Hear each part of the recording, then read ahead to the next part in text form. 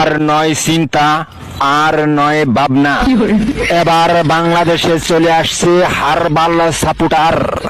আপনি কি ভিডিও বানাতে বানাতে ক্লান্ত, সংসারে অশান্তি, ভিডিও বানাতে রুচি হচ্ছে না? আপনার ভিডিও কি কখনোই ফরিতে যায় নাই? আপনার আইডি কি দিন দিন কঙ্কাল হয়ে যাচ্ছে? আপনার কি ঘন ঘন হয়? আপনার আইডি কি ঘন ঘন ফিউজ হয়? লাইক ভিউ হয় না?